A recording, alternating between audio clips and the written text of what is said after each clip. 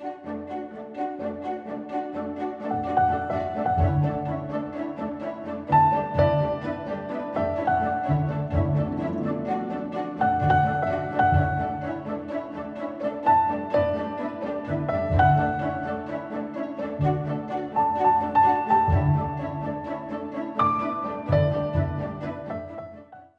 everyone. I'm Suzie Williford, and welcome to my conversation. I'm so glad you can join me for my new monthly series. I'm pretty excited about this. We'll be engaging with some of the best, brightest, and most interesting minds and talents in our industry. We hope it will be informative and inspiring, insightful, and fun. This is only our second episode, but it's a special one, coming at the end of a very, very unusual year. I couldn't be happier to welcome my guest and my really dear friend, Cindy Allen. Cindy is the amazing editor-in-chief of Interior Design Magazine, one of the premier properties of the Sandow media empire. She is quite simply a driving force in the interior design, and I'm very happy to say she's a big advocate of the NKBA. You know, I always looked at her in awe for so many years, and now to have the honor to call her my friend and to invite her to this show, pretty special day for me. NKBA and ID have collaborated on a number of projects, including the Best of Kitchen and Bath special issues of Interior Design Magazine. She's delivered keynote addresses at KBIS a couple of years and always packed the room. And she's hosted the ID Live right from our booth on the show floor. She's also host of Design TV, and I'm honored to be a regular guest on her show. So now it's my turn to host her. She's usually the one asking all the questions, but now we get to do the asking. So welcome, Cindy. Hi, Suzie. Okay, can we just switch the tables right now? Okay, let me get back into my comfort zone. Anyway, I'm so happy to see you, and I love you so much. And you know, after the year we've had to like sort of end the year together is very inspiring for me too. Well, thank you. I have to tell you, I'm much more comfortable when you're leading the charge and I'm following. So, you know, if this goes askew, just stop me and Okay, we'll see what we can do. Okay. So let's go ahead and get started while we're doing this. Okay. Cindy, you say you're a self-described design junkie. Was that always a passion of yours? It's funny because thinking back on something like that, I wasn't exposed to design. Like my family wasn't about design. My father was a math professor, but he was creative. I'd say that I was just a kid who was always doing things creative. Like I remember I used to do a lot of drawing and doodles. A lot of them, if I look back at them, like, oh, they kind of look like wallpaper patterns. Or I used to do in the backyard, we used to hold like these, you know, plays, and I would direct them and be star in them. You know, all those things that kids used to do. But I do remember that I loved going to tag sales with my mom when I was young. And then when I got a little bit older, I was completely obsessed with design magazines. So, and they used to transport me somewhere else. And that's never changed, I guess. So tell me, tag sales, what's a tag sale? Oh, tag sale, like a garage sale, and you go find great furniture, okay. Fix it up. And yeah, I just remember having that time with my mom and then, you know, repainting something or making it feel special. So there were these little moments of design that I didn't realize that's what it was. And that's where you were going. Yeah, exactly. What's your earliest design-centric memory? I did. Okay, there are kind of two of them. One of them was in my family. My family owned a printing business in Brooklyn. So I remember this old warehouse, and you'd go up like 40 steps to this great factory. It was dark and it was, you know, old-fashioned printing. I remember the sound of the machines and the men there working. I was just completely fascinated by that. And then fast forward, when I got out of college in New York City, the the economics was really bad. It was really, really hard to get a job. And if you were a creative kid, you wanted to work like at an agency. And so I wanted to design some sort of resume that was memorable. And so I remember my dad helped me, and we made a newspaper where all the articles were about me and all my talents. And I got in, and basically that helped me get into all my job interviews, which was kind of amazing. And then the other thing that I look back on now, I'm like, oh my God, this is so telling. My first apartment was in a little brownstone on the Upper East Side, and I fixed it up and I submitted it to Met Home. Used to have these really, really great, like once a year, like home awards. And I got like an honorable mention. So I didn't even really care that I didn't win, but I remember doing that. And then all these years later, all these awards programs that I'm doing, it's kind of crazy. Well, but now you understand the value of them and how encouraging it is for somebody when they win to go forward with their career. Everybody knows Cindy Allen, the diva, the queen of design, the voice that when you speak, everybody listens. But I don't know how many people really know about your journey or your life growing up, or how you landed where you are today, and the role of design in that journey. Would you be comfortable sharing a little bit about your life growing up with us? It's true. A lot of people don't know. And I always tell young folks that it's about your experiences and gathering on them. And so that when you look back, it kind of makes sense. When you're in the middle of stuff, maybe it doesn't. So, so Cliff Notes. I was in college I had a double major, business and communication. So I was always kind of left brain, right brain. And I liked looking at both sides. And I married, so I was at St. John's University, and I married a 6'10" basketball player. There was a big basketball program there. And right out of college, we were really, really young and lived overseas because he got, scouted, and there was a very big European league there. So we basically jumped around from country to country for 9 years.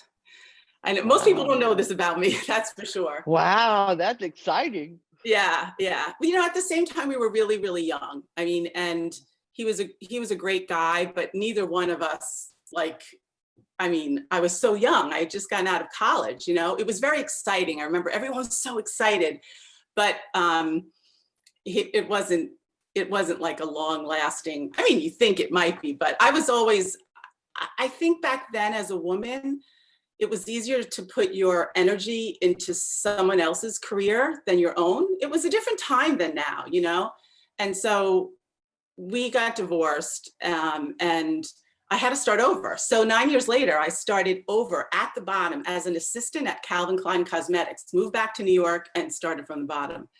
But I had all this life experience, right? I had all this life experience and understanding what it's like to win and lose and, live in a town where everyone wants to know you, but it's because of not who you are, but of that you are, part of this team. And it taught me a lot about people, and that people they're good people and bad people. And I always wanted to do the right thing. But anyway, so I started from the bottom, and I worked at Calvin Klein's in marketing. And then I went to, I was always a design junkie. So I ended up working at Tefenki and Tibetan Carpets.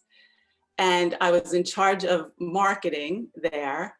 And I ended up being in charge of all the ad placements. And that's how I connected to interior design, actually.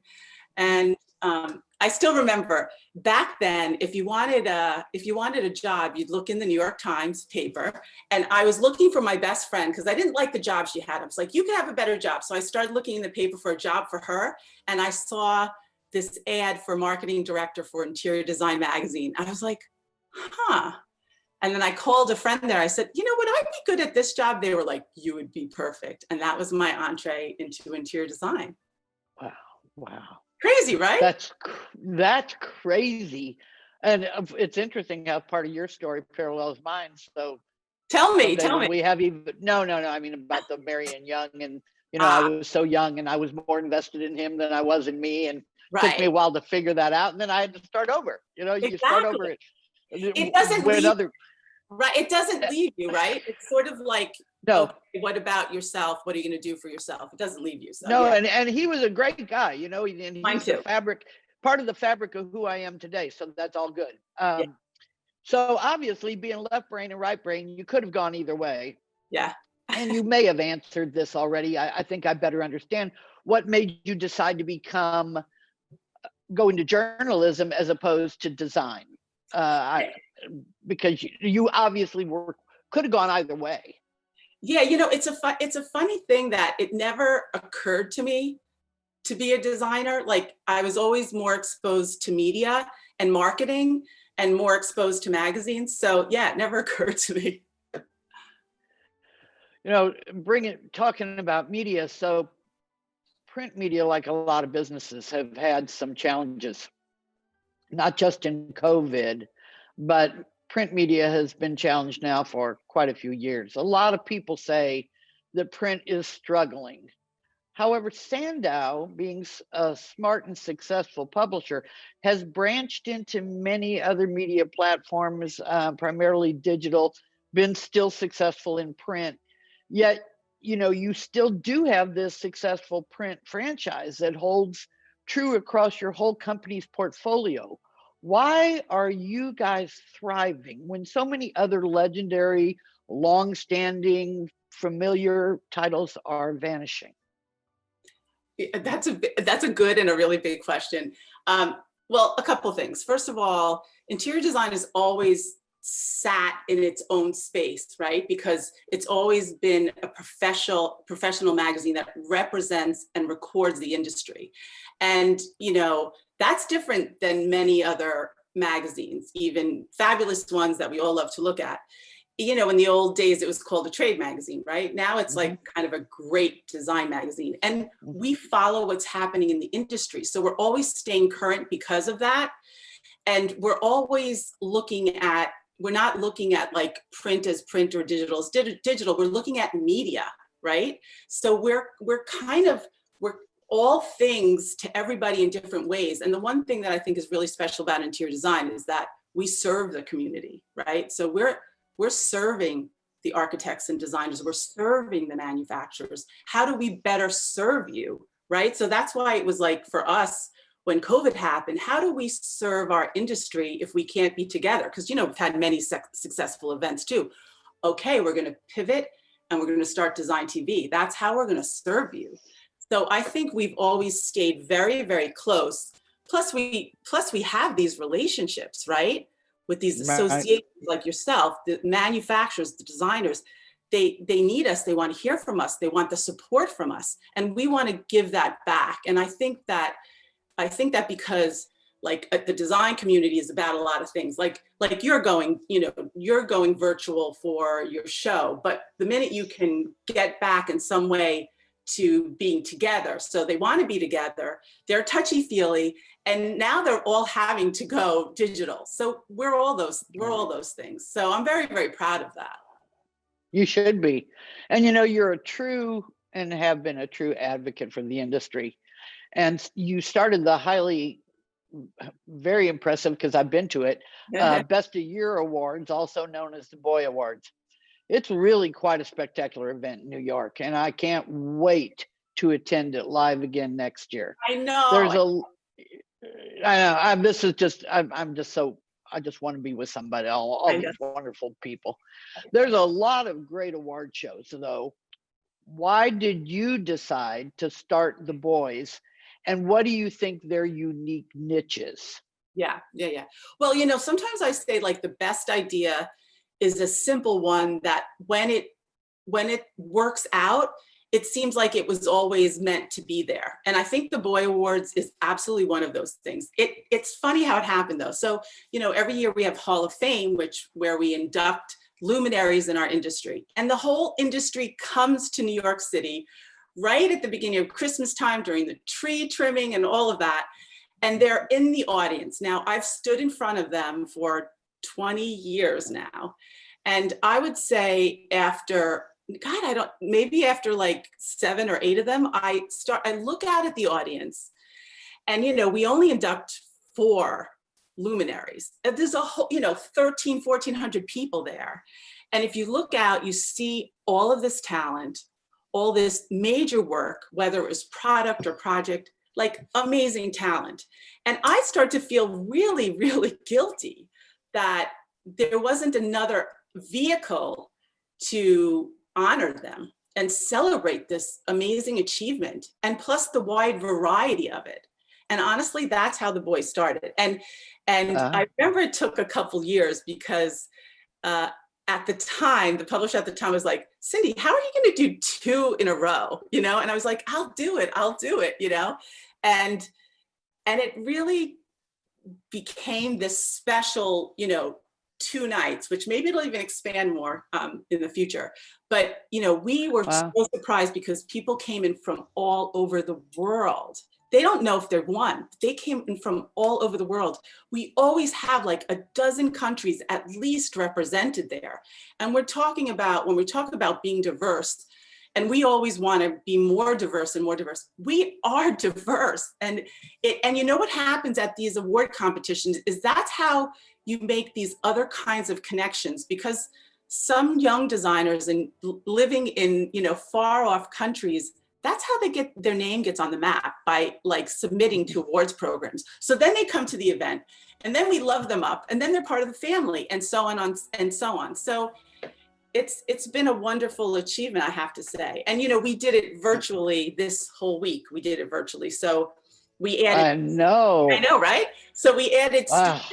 I know, we added students and we added people. And I have to say, so yesterday we did Best of People, and it was a global view. And I was really, really touched by it. There were I gave 20 awards out, and they represented 15 countries. I mean, you can't get better than that.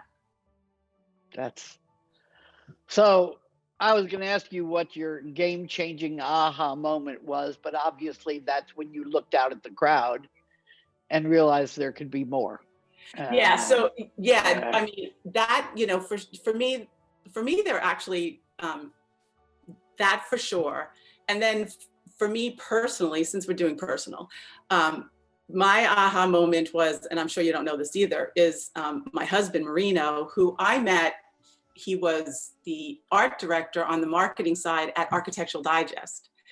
I didn't know that. No, yeah. And when I was at Tefenki and I needed a freelancer for a project, and someone said, oh my God, Marino, you got to meet Marino. He's like the most talented, and he does, and they let him do freelance projects. So that's how we met, and that was it. And when I first started working at interior design, there was all these things I wanted to do.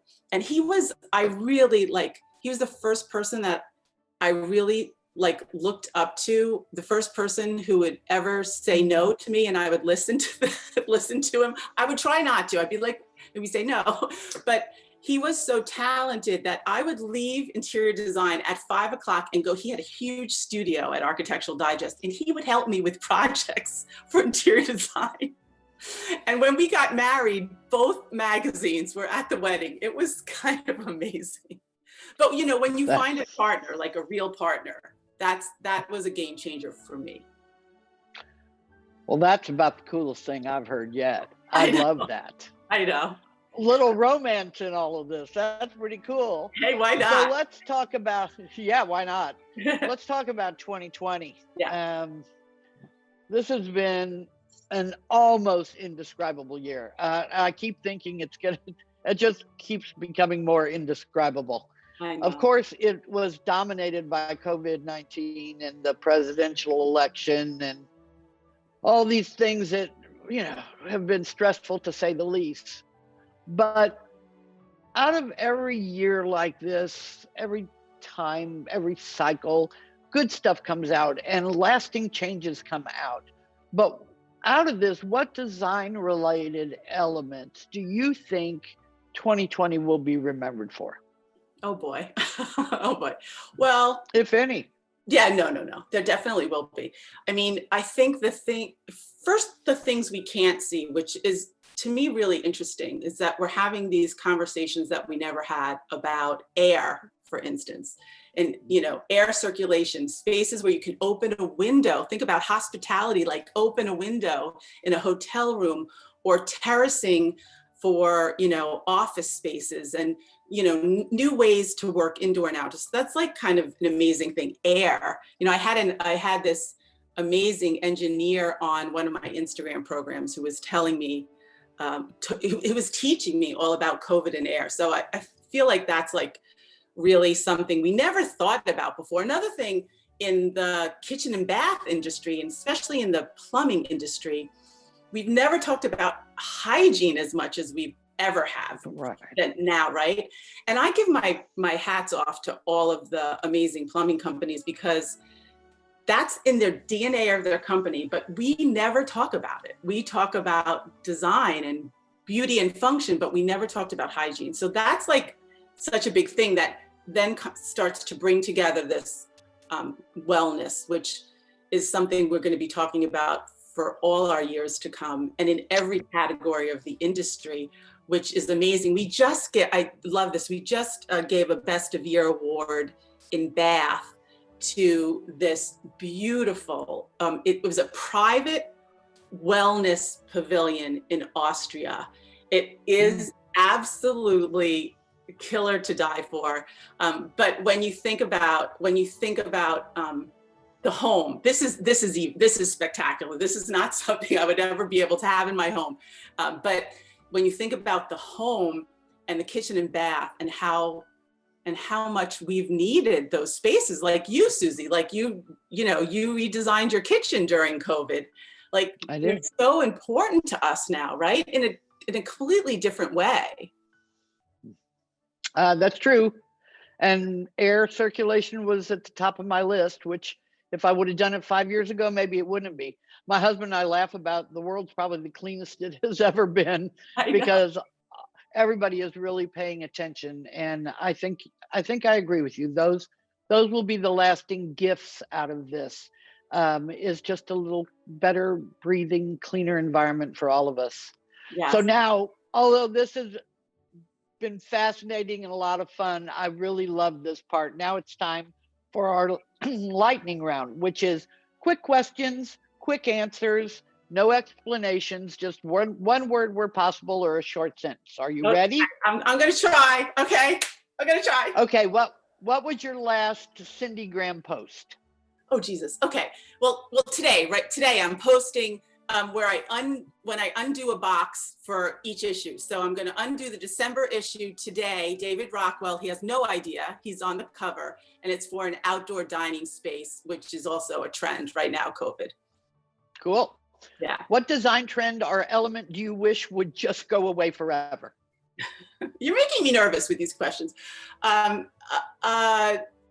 think opulence for opulence sake, like irresponsible opulence. I don't like it. Good. And nobody ever makes you nervous, so you're not fooling me. What's the coolest innovation you discovered at KBIS last year? Well, looking back now, touchless anything. And also that just won a Best of Year, Kohler's Intelligent Toilet, which is also something we're going to be talking about in the future. Very cool. Yeah. iPhone or Android? iPhone. What's the little black dress of interior design? The little black dress is red, which is our, it's a red that we use. It's sort of our branding, and it's 80 magenta, 90 yellow. So a red. All right. What defines modern luxury to you? Definitely spa-like bathrooms. And that spa in Austria is modern luxury off the charts. Okay, I got to check this one out. Do you mostly cook or order? Well, these days we order in food, and then we cook. I mean, we order in stuff, goods, and then we cook. And my husband makes like unbelievable bread, crazy good. So we're cooking. So we call that at our house food assembly. Food assembly, yes. We're food assembly. Yes. What's your favorite period of architecture? Oh, the Bauhaus, for sure. Favorite city? Oh, there's a lot, but I think because of Salone and bringing the global world of design together, I have to say Milan. Okay. What's the last book you read or listened to? Well, I have to say, we just finished a Woman in Design book. I have to give a little plug, but we just ordered a book on the Pope that I'm going to be reading, so. Orlando or Vegas? I have to go for the desert. What gets your juices flowing as an editor? Reviewing a project or meeting a young designer and seeing a project, something I've never seen before. I can't describe it. It makes your heart beat fast, and it gives you, it gives you the happies, and you just want to share it with everybody. That's beautiful. What's the biggest professional challenge you've overcome, and how did you do it? Now that's a hard one to do quickly. I know that's a hard in a sentence. Come on, this is now getting cruel. We can skip that one if you want. Well, it's good. I became editor-in-chief working on the New York issue right when 9/11 happened. And it changed my life. It changed my thinking about being a leader and how to support the industry. Wow. I know, right? Wow. Yeah. What's something amazing or unexpected about you that we don't know? I've given you a lot, okay? Can I just say? You did. I've given you a lot. When we're in the car, my husband always says, Cindy, you could have been a professional singer. I'm not singing, but. That's fun. Yeah. What design style or genre had the most influence on you? Modernism. What other magazines do you love? All the standout brands, Metropolis, Lux, and New Beauty. But I get all the magazines, and I do always look forward to the New Yorker and New York Magazine. Oh, I told you I'm married to a magazine junkie. What's the next smart home technology thing you want for your house? Well, I'm an Apple girl, but I'm definitely on your train, and just in terms of air purifier. Oh. What profession other than your own would you like to or have wanted to pursue? Oh, that's hard, but I'm a maker at heart, and I love the process, and I love going to look at factories. So maybe the head of a design manufacturing company, maybe. Oh, cool. Mine? Law. I want to know. I would have liked to have done law. Any regrets? Wait, what? Any regrets? Wait, what did you say? Sorry, I didn't hear you. What did you say you would have done? Law. Oh, law. Wow. Law. I love to negotiate. So I would have liked to have done law. I love that. Any regrets? I don't live like that. I feel like you learn, you pick yourself up, you dust yourself off, and move forward. I was just going to ask you best advice you've received, but I think you just gave it. Yeah, it's true. That's true. That's true. If especially young people, no regrets. Just no regrets. Move forward. No regrets. Yeah, exactly. Best advice you can give to aspiring design professionals. We talk about it all the time, to find your voice, work your tail off, and have empathy for others. How about advice to aspiring editors? You have to be passionate about the content, like my editors clearly are. And as an editorial team, we all believe in this one thing, which is design is in the details. It is all about the details. That's great advice. And we could literally, I'm having so much fun, we could go on and on, but unfortunately, I think we have to end it here. Okay. So thank you, Cindy, for this great chat, for your candor and your honesty, for sharing things with us that I really didn't expect you to share. So I feel so gratified. Best of luck with the next issue and all that's to come. It's important. And thanks to all of you for joining me. And I hope you'll be back next month as I welcome another great guest for Conversations with Suzie Williford. Don't forget, registration for KBIS 2021 virtual is open at kbis.com. It's going to be a spectacular virtual experience, and I hope you will all join me. So Thank you for tuning in, and happy holidays. Thanks, everybody. And Suzie, after you got a few under your belt, we're going to flip the tables and we'll do it to you. Okay. That's a challenge. Okay. Lots of love. Lots of love. Lots of love to you too, friend.